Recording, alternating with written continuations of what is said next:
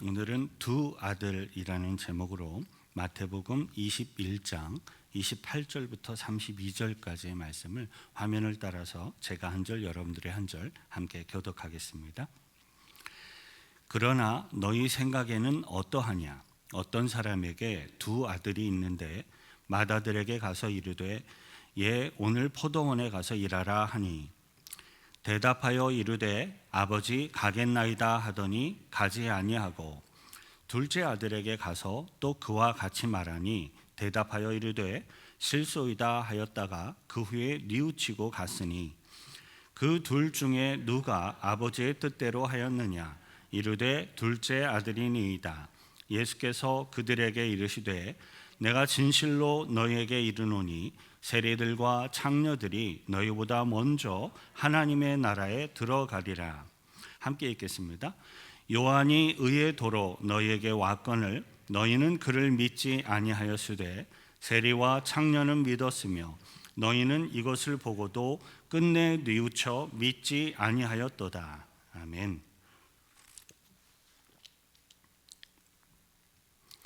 이스라엘의 대제사장들과 백성의 장로들은 예루살렘 성전에 오셔서 직접 이렇게 가르치시는 예수님을 어떻게 해서든 책잡고 또 예수님을 무너뜨리기 위해서 혈안이 되어 있었습니다. 왜냐하면 자신들은 굉장히 외식적이고 율법적인 모습으로 백성들을 이렇게 인도하고 있는 반면에 예수님께서는 생명의 능력이 있는 하나님의 말씀으로 백성들을 인도하시는 것, 그것 자체가 싫고 미웠던 것입니다. 그들은 가장 먼저 권위의 문제로 예수님을 책잡고 또 신성모독죄로 예수님을 모함하려고 시도를 하였었습니다. 하지만 그들의 악한 마음과 생각을 다 꿰뚫고 계시던 예수님께서는 세례 요한의 세례가 하늘로부터인지 또는 세례 요한의 세례가 사람들에게 속한 것인지를 먼저 대답하고 말하는 조건으로 예수님이 답변을 하시겠다라고 말씀을 하셨습니다. 만일에 그들이 세례 요한의 세례가 하늘로부터 온 것이다 라고 이렇게 답변을 한다면 세례 요한이 직접 증거하며 선언하였던 예수 그리스도는 당연히 하늘로부터 오신 메시아로 인정되는 것입니다. 그리고 세례 요한의 세례가 사람들로부터이다 라고 답변을 한다면 예수님의 메시아 되심을 그들이 부인할 수는 있지만 동시에 세례 요한을 선지자로 믿고 있는 백성들의 원망을 초래하게 되는 것입니다. 예수님이 대제사장들과 또 백성의 장로들에게 되물었던 이 세례 요한에 대한 질문은 그들의 어떤 악한 꾀에 그들 스스로 넘어지게 만드는 그러한 질문이었습니다. 그리고 동시에 그 질문은 이스라엘의 대제사장들과 백성의 장로들이 주님 앞에 회개하며 돌이킬 수 있도록 그들에게 회개의 기회를 다시 한번 더 주시는 주님의 긍휼과 용서의 기회이기도 하였습니다.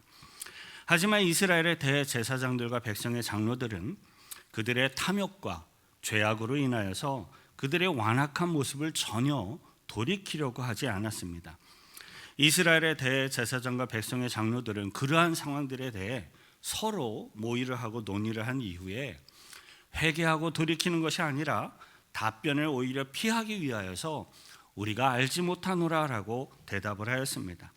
이에 예수님께서는 한 비유를 베풀어서 그들의 외식적인 죄악을 직접 지적을 하시고 아주 강하게 꾸중을 하시고 또 앞으로 일어나게 될 영적인 현실들을 선언하시게 됩니다. 그 성경 본문의 내용이 바로 오늘 우리들이 예배 가운데 살펴보고자 하는 부분입니다. 저와 여러분들은 두 아들의 비유라고도 불려지기도 하는 오늘의 성경 본문을 통해서 예수님이 선언하고 계시는 영적인 진리를 온전히 깨닫고 또 따르는 주의 백성들이 되시길 축원드립니다. 오늘의 본문 28절부터 30절 다시 함께 읽습니다. 그러나 너희 생각에는 어떠하냐? 어떤 사람에게 두 아들이 있는데 맏아들에게 가서 이르되 오늘 포도원에 가서 일하라 하니 대답하여 이르되 아버지 가겠나이다 하더니 가지 아니하고 둘째 아들에게 가서 또 그와 같이 말하니 대답하여 이르되 실소이다 하였다가 그 후에 뉘우치고 갔으니 가장 먼저 어떤 사람에게 두 아들이 있는데라는 이 부분의 말씀을 생각해 보겠습니다. 성경은 오늘의 비유 가운데 등장하는 두 명의 인물을 모두 두 아들이라고 소개를 하며 아들과 아버지의 관계를 전제를 하고 있습니다. 만일에 한 명은 아들이고 다른 한 명은 그의 시종이거나 일꾼으로 소개를 했다면 성경 본문의 내용과 강조점은 굉장히 많이 달라질 수밖에 없었을 것입니다.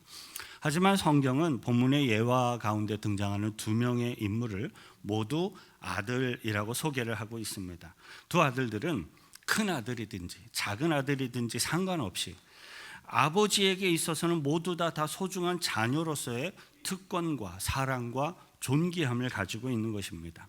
우리들은 예수님이 비유하고 계시는 아들과 아버지의 관계를 통하여서 하나님의 백성들과 하나님의 관계를 이해할 수가 있습니다.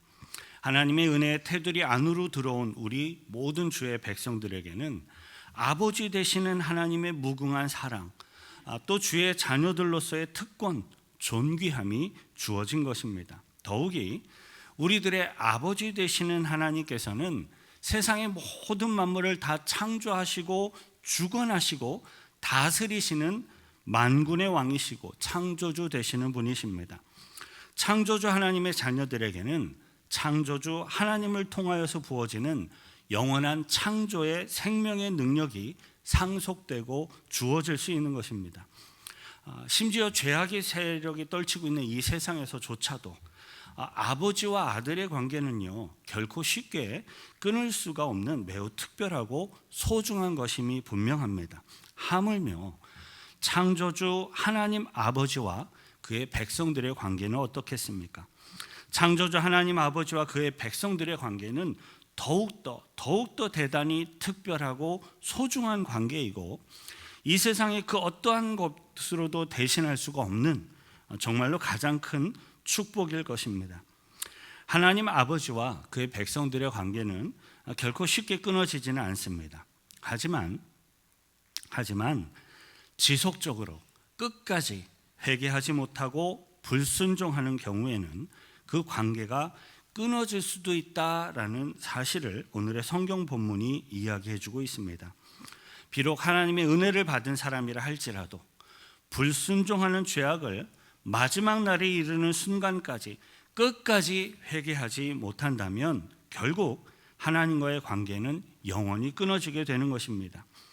예수님께서는 진리 가운데 순종하지 못하고 회개하지 못하는 대제사장들과 장로들을 책망하시면서 아버지의 뜻에 순종한 아들과 아버지의 뜻에 순종하지 못한 아들을 비유로 설명을 하셨습니다. 그런데 이 부분에서요, 우리들은 한 가지 먼저 확인하고 넘어가야 할 것이 있습니다. 이미 한글 성경과 영어 성경을 대조해 가면서 함께 읽으신 분들은 뭔가 이상하다라고 생각하시는 부분이 있었을 것입니다. 왜냐하면 오늘 본문 29절부터 30절의 이 내용은 영어 성경과 비교를 해서 보면 첫째 아들과 둘째 아들의 역할이 서로 완전히 뒤바뀌어져 있기 때문에 그렇습니다.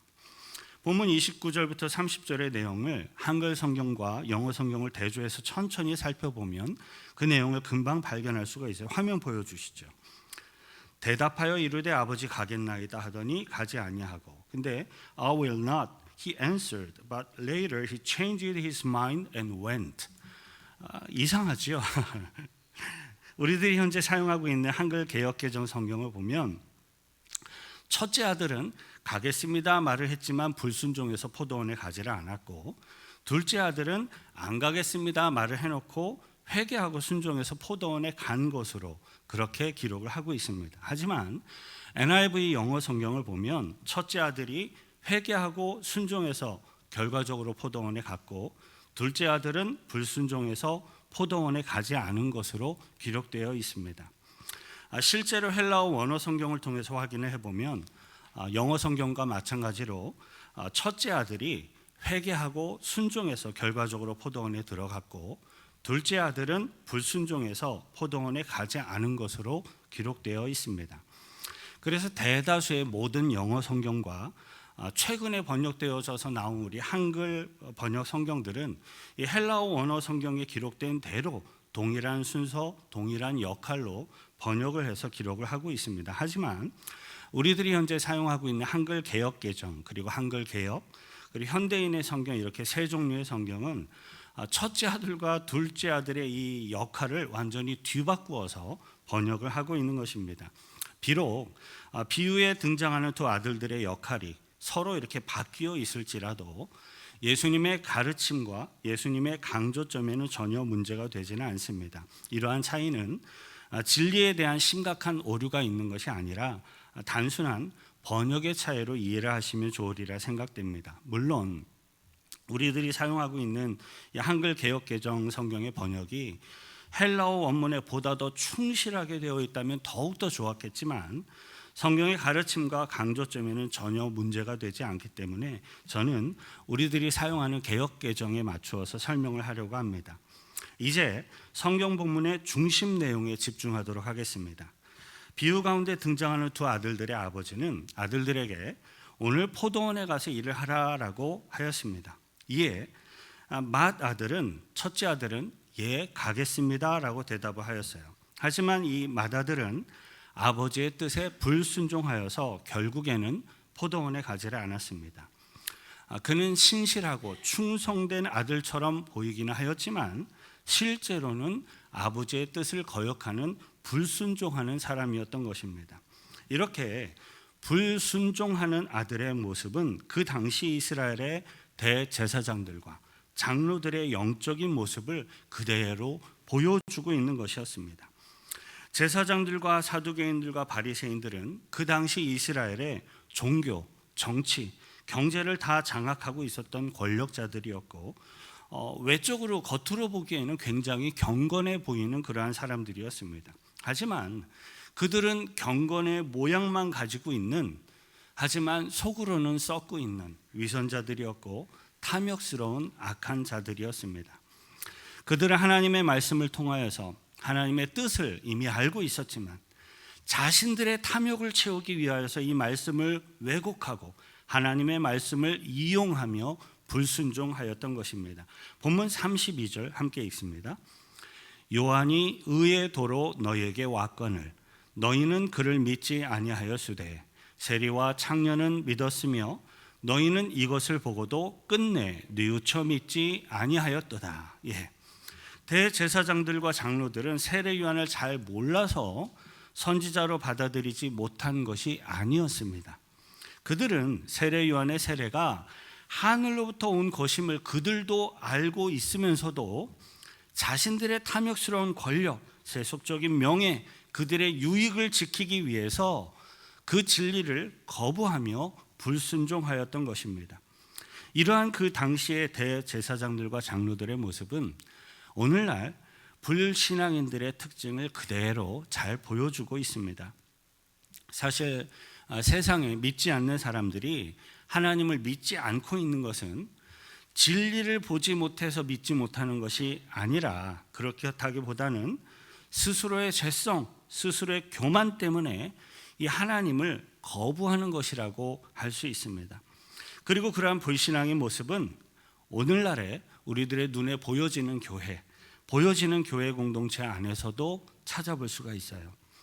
스스로 믿음이 있다고 말을 하고 스스로 예배에도 참석을 하지만 마음의 중심과 그의 삶의 행함은, 믿음의 행함은 전혀 없이 외식적으로 세상의 이익을 추구하기 위하여서 교회 생활을 하는 사람들도 있는 것입니다. 제가 이렇게까지 강조하면서 말씀을 드리면 어떤 분들은 아직은 믿음의 확신이 없는 중에 예배에 참석하고 있는 자기 자신의 모습을 보면서 나도 외식적인 신앙생활 아닌가라고 염려하는 분들이 혹시 계십니다. 하지만 여러분, 그런 모습은 분명하게 다른 것입니다. 아직은 자신에게 믿음의 확신이 없을지라도 믿음을 찾기 위해서, 하나님을 구하기 위해서 예배 자리에 나와 참여하는 것은 하나님이 참으로 기뻐하시는 바람직한 구도자의 모습입니다. 진리를 찾는 사람들의 모습이에요. 성경이 말하고 있는 외식적인 거짓된 신앙생활의 모습은 믿음을 찾고 하나님의 은혜를 구하는 마음이 전혀 없이 세례 요한의 세례가 하늘로부터 온 것임을 알면서도 자신의 탐욕, 이윤 추구를 위해 이 하나님의 이름을 이용하는 것을 말하는 것입니다. 세례 요한의 세례가 하늘로부터 온 것임을 알아요. 그러면서도 자신의 탐욕을 지키기 위해, 명예를 추구하기 위해, 유익을 추구하기 위해서 그 진리를 거부하였던 이스라엘의 대제사장들과 백성의 장로들이 바로 외식하는 자들이었습니다. 그들은 본래 선택된 민족 이스라엘 백성들로서 하나님의 은혜도 받았고 하나님의 부름을 받은 하나님의 사람들이었습니다. 하지만 탐욕과 죄악의 불순종으로 그들은 하나님의 뜻을 거역하는 자들이 된 것입니다. 예수님께서는 외식하는 그들을 향하여서 인내와 사랑으로 또다시 회개의 기회를 주시며 말씀을 여러 차례 가르치셨지만 결국에는 아주 분명한 심판과 징계를 선언하셨습니다. 마태복음 23장 27절부터 28절 그리고 30절 함께 읽겠습니다. 화 있을진저 외식하는 서기관들과 바리새인들이여, 회칠한 무덤 같으니 겉으로는 아름답게 보이나 그 안에 죽은 사람의 뼈와 모든 더러운 것이 가득하도다. 이와 같이 너희도 겉으로는 사람에게 옳게 보이되 안으로는 외식과 불법이 가득하도다. 33절 뱀들아 독사의 새끼들아 너희가 어떻게 지옥의 판결을 피하겠느냐.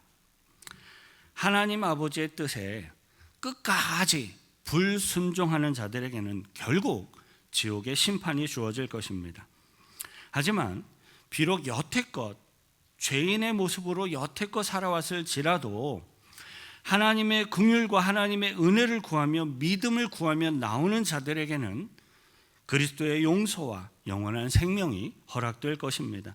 본문 31절 함께 읽겠습니다. 그 둘 중에 누가 아버지의 뜻대로 하였느냐. 이르되 둘째 아들이니이다. 예수께서 그들에게 이르시되 내가 진실로 너희에게 이르노니 세리와 창녀들이 너희보다 먼저 하나님의 나라에 들어가리라. 세리와 창녀들이 너희보다 먼저 하나님의 나라에 들어가리라. 로마의 압제 아래 로마의 식민지 국가로 있었던 이스라엘 백성들은요, 해마다 감당하기 어려울 만큼의 정말로 무거운 세금을 로마 정부에 납부해야만 했습니다.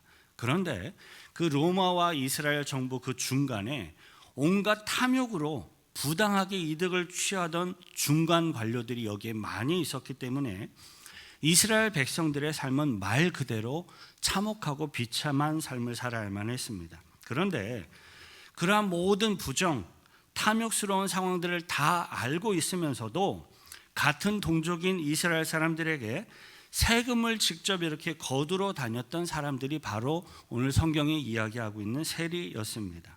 따라서 그 당시의 세리와 창녀는 그 당시 이스라엘에서 죄인들을 대표하는 상징적인 그러한 표현이었어요.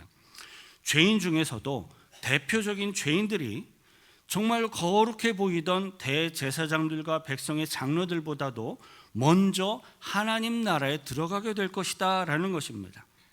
그런데 여기에 반드시 요구되는 한 가지 필수적인 조건이 있다는 것을 우리는 기억해야 하겠습니다. 그것은 아버지의 뜻대로 행하는 것입니다. 그렇다면 어떻게 행하는 것이 아버지의 뜻대로 행하는 것입니까? 그것을 이해하기 위해서 우리들은 예수님이 비유로 말씀하고 계시는 둘째 아들의 모습을 살펴보아야 합니다. 본문 30절을 다시 함께 읽을 텐데요. 번역의 혼란을 피하기 위해서 영어 성경은 30절과 29절을 매치해서 함께 읽도록 하겠습니다. 둘째 아들에게 가서 또 그와 같이 말하니 대답하여 이르되 실소이다 하였다가 그 후에 뉘우치고 갔으니. 아버지의 뜻대로 행하는 것은 아버지의 말씀에 그대로 순종하며 행하는 것을 의미합니다. 그런데 성경에서 소개하고 있는 아버지의 뜻대로 행한 아들은 처음부터 끝까지 완벽하게 순종한 것이 아니라 불순종하였지만, 분명하게 거부하였지만 회개하고 돌이켜서 결국에는 순종을 하게 된 아들의 모습이었습니다.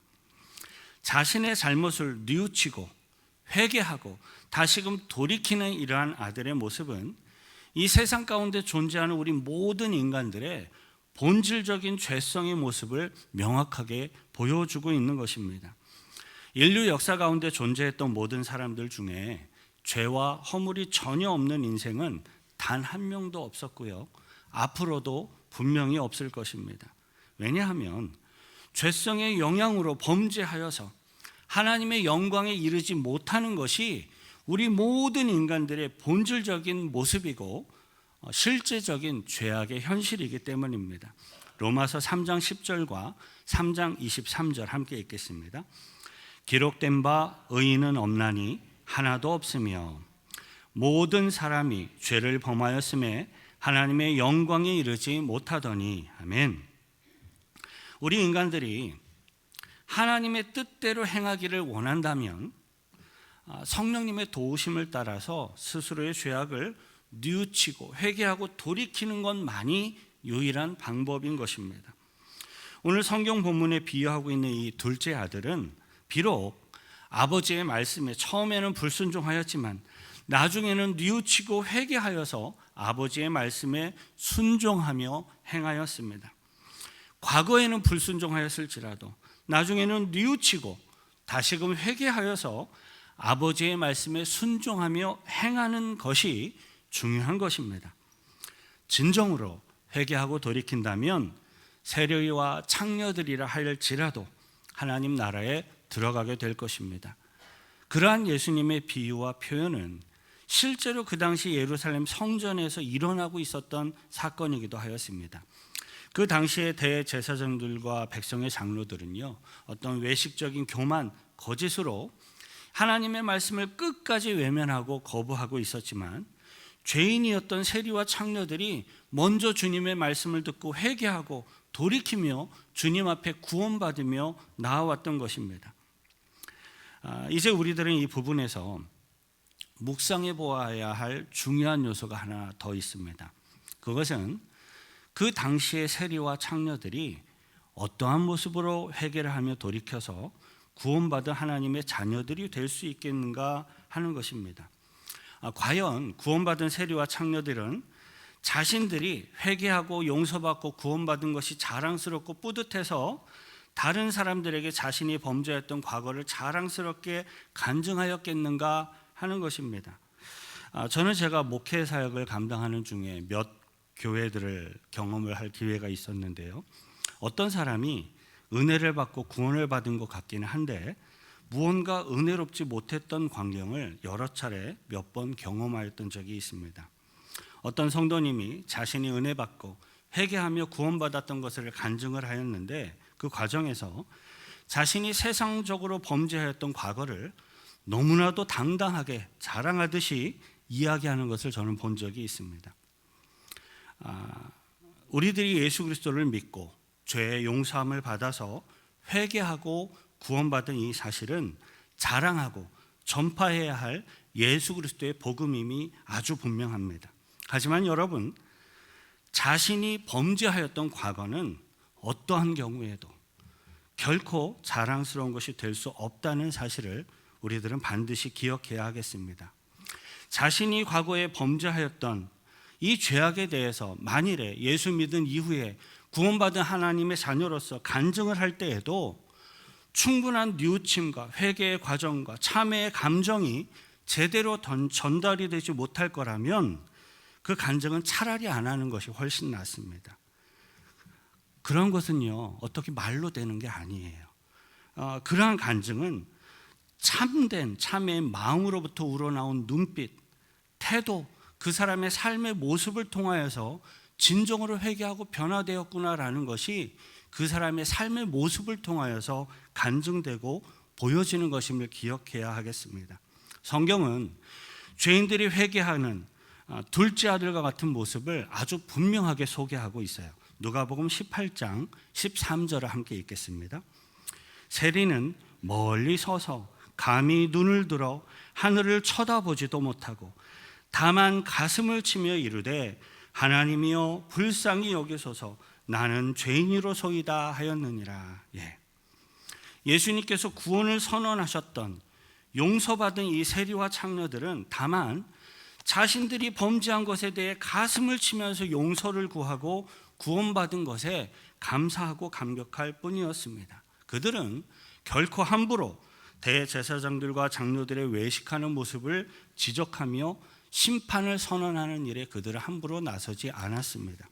왜냐하면 그러한 모습은 결코 예수 그리스도의 교회 위에, 공동체 위에 덕을 세우지 못하기 때문에 그래요. 사랑하는 성도 여러분, 우리 사람들이 눈에 보이기 위해서 또는 나 스스로의 체면을 세우기 위해서 거룩해 보이도록 포장을 하고 행동하는 것은 전혀 거룩한 것과 상관이 없다라는 것을 기억하시길 바랍니다. 그러한 모습은 오히려 예수님이 아주 강하게 책망하셨던 이스라엘의 대제사장들과 장로들의 외식하는 자들의 모습이었습니다. 오히려 스스로의 죄악을 깨닫고 돌이키며 겸손히 믿음으로 구원을 구하는 이 모습에 거룩함이 있습니다. 회개함으로써 아버지의 뜻대로 행하였던 이 둘째 아들의 모습, 이 모습은 처음부터 완벽하게 순종했던 모습이 아니었죠. 처음부터 순종하지 못했던 자신의 그 불순종을 안타까워하며 자신의 죄성을 안타까워하며 겸손히 순종을 실천하는 모습이었음을 믿습니다. 바라고 소망하기는 저와 여러분들의 믿음, 우리들의 신앙생활은 천국에 이르는 그날까지 오직 겸손함으로 회개하며 돌이켜서 구원에 이르는 진정으로 거룩한 성도들의 삶의 모습이 되시기를 축원드립니다. 우리 한번 같이 기도하시겠습니다. 기도하실 때 바리새인들과 서기관들과 장로들에게만 외식하는 모습이 있었을 것이라고 저는 생각지 않습니다. 우리 믿음의 백성들에게도 순간순간 파고드는 그러한 죄악의 요소들과 유혹들로 우리들도 그러한 외식의 죄에 빠져들기도 합니다. 혹여나 주님 범죄한 것이 있다면 우리들로 하여금 깨닫게 하여 주시고 회개하오니 용서해 주시고 외식의 죄악이 아닌 주님 앞에 진실함으로 그리고 거룩함으로 복음을 증거하며 주님 앞에 순종의 삶을 살아가는 주의 백성들이 되게 해달라고, 회개하고 돌이키는 둘째 아들과도 같은 구원받은 자들이 되게 해달라고, 범죄했다면 즉각적으로 깨닫는 순간 회개하고 돌이킬 수 있는 은혜를 부어달라고 같이 함께 기도하겠습니다. 거룩하신 그 주 하나님 아버지요, 감사와 찬송과 찬양을 드립니다. 아무리 거룩해 보이는 사람들이라 할지라도 우리 모든 인생은 죄 가운데 무너진 하나님의 영광에 이를 수 없는 그러한 죄인들임을 고백합니다. 철저하게 주님 앞에 우리들의 죄성을 인정하며 나아가오니 성령을 보내주시고 긍휼을 베풀어 주시고 은혜를 부어주셔서 회개할 줄 알게 하시고 돌이킬 줄 알게 하시고 주님 앞에 믿음을 구하며 십자가 복음 앞에 구원을 사모하며 나올 수 있도록 우리들에게 은혜를 부어주시고 이끌어 주옵소서. 또한 구원받아 하나님의 자녀로 불러주셨사오매 감사드립니다. 그러함에도 여전히 범죄하고 넘어지기도 하는 저희들의 연약함을 고백하오니 용서하여 주옵소서. 주님의 뜻 가운데 회개하고 돌이키며 순종하는 하나님의 진정한 성도들로서의 삶을 살아갈 수 있도록 도와주시고 축복하여 주옵소서. 하나님 아버지, 끝까지 돌이키지 못하고 회개하지 못하였던 이스라엘 대제사장들과 장로들의 모습을 보면서 우리들 스스로의 죄성과 우리들 스스로의 교만함을 다시 한번 점검하게 하심에 감사드립니다. 우리들 중에 그 어느 누구도 완벽하게 하나님 아버지의 뜻에 순종하며 행할 수 있는 사람이 아예 없다라는 사실을 깊이 깨달으며 예수님께서 성취하신 십자가 복음 앞에 겸손히 나아갑니다.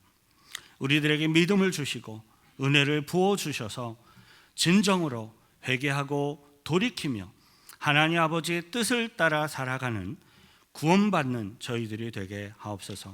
우리를 구원하신 예수 그리스도의 이름으로 기도하옵나이다.